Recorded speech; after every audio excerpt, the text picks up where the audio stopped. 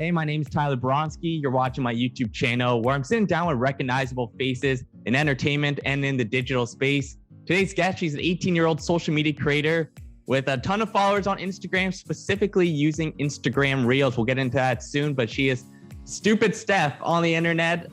I'm not calling her that. She's self-titled calling her Stupid Steff. So Steff, thanks for joining. But before I get like a hate comment in the first 30 seconds, what is the meaning behind the name? Why you decided to go with that for your internet persona?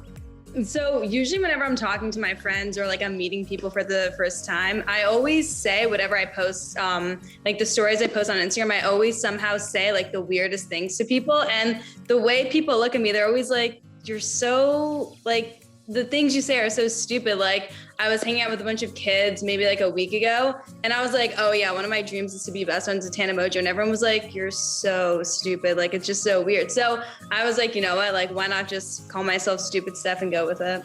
Well, I would say at this rate, the way you're growing on social media, there's a possibility maybe you will be hanging out with Tana Mongeau one day. So who is some of the people you look up to in the space? You mentioned Tana, anyone else? And why? I love Tana. I just think she's super, super real and authentic. I just admire that she like literally just goes on YouTube and just shares like anything and everything. I really love that about her. I also love Chamberlain. I think she's just like amazing in every way possible. I feel like those are definitely my two favorite influencers for sure. Definitely. Yeah, I spent some time with both of them before. And I always say like Tana was like probably one of my favorite people to interview just because of that, the authenticity, because she's exactly what you see on camera. And then Emma was cool too, because I talked to Emma when she was big at the time, but not where she is now, where she's doing the Met Gala interviews and all that stuff. So it's cool to see her rise for sure. So I mean, two good ones to look up to for sure. Oh yeah, for sure. Yeah. You really want to share a brand message with your audience. I know we talked prior about this. That's important for you with your social media content. So what is the overall brand message you want to let your audience know to take away from your content? So basically like all of my content is basically just like being able to laugh at yourself on camera. And so I initially started doing that because in high school I was bullied and it just progressively got worse and worse. And everyone kind of had their own ideas of me and their own, I guess, opinions on me and never actually had a conversation with me. So like I had massive social anxiety in high school. Like I would just sit in the corner, would not talk to anyone. Like when I was there, like if we were able to leave early, like I would be the first one out. Like I don't know what it was.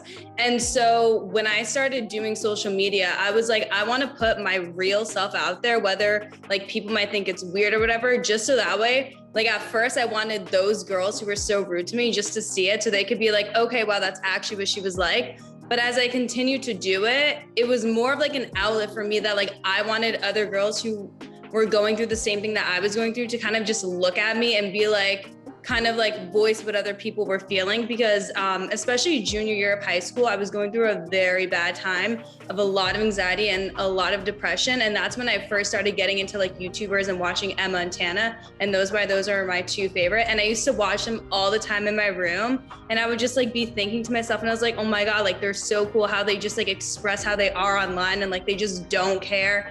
And like, it might sound really weird, but it was like, I almost like felt super connected to them because the things that they were saying, I was thinking, and I was like, wow, that is so awesome that they can just go out there and say how it is. So that's kind of what I wanted to do and how I kind of do it, I guess. And I just kind of like post things that like, even like small things like getting rejected by a guy or getting blocked or something, like just being able to post those negatives that us girls go through and not feel so embarrassed, not feel like, oh my God, it's so embarrassing. Or if I break out, oh my God, I can't show my acne or like whatever, like just to be able to just post it and embrace it.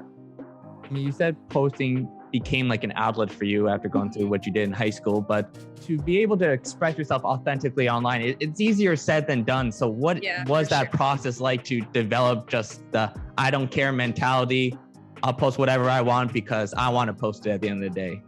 Well, I was actually, because YouTube was the first social media thing I actually ever did showing my personality. And it took me like 2 months to actually post it. I was so terrified. I was like, oh my God, like, what if I'm like judged? What if like people like make fun of it? But I kind of just woke up one day and I was like, the beauty of the internet is that like, anyone can see it and like anyone won't see it. So it's like, I don't know, for me, that just was like very comforting that like it's up there and like whoever wants to watch it and will help them, like it'll help them. And whoever doesn't want to watch it doesn't have to. But at the end of the day, I was like, you know what, like I'm going through this, like other people are probably going through it. I don't care. Like I'm just gonna rip the Band-Aid off and just kind of be myself and post and see if it helps other people. Like I mentioned at the top, you've really found a niche with Instagram Reels, which is not very common to see social media creators succeed. That's like what they're known for. So why has that specific platform worked for you? And especially the fact that it's the shorter content versus maybe a longer form like YouTube. Why has Instagram Reels been your preferred choice? Watching YouTube and stuff, like if I'm not a diehard fan of a YouTuber and like there's just something that has like a really interesting title, like I'm very impatient. I'm not gonna like watch a 20-minute video just to watch like a 5-minute of like drama or like a story or what happened. So for me, I was always very impatient and always wanted to kind of just like get to the point and stuff. And I figured if that's how I am, maybe other people are like that. So I might as well just go through with short videos, and then that just kind of ended up working for me.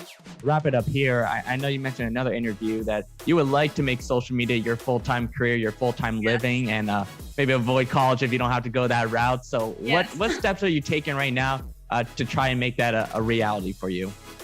I'm just taking every step possible. I've been reaching out to podcasts, to articles, just really any way to get my name out there, just posting more content and stuff.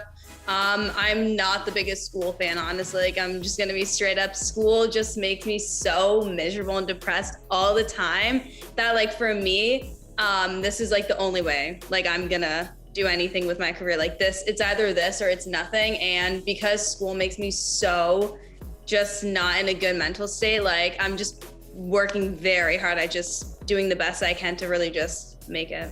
Thank you so much for sharing your story, Steff. I appreciate it. And again, follow her on Instagram. Instagram Reels is where her content lives and is doing a really good job right now. So thanks, Steff. Appreciate it. Thank you so much.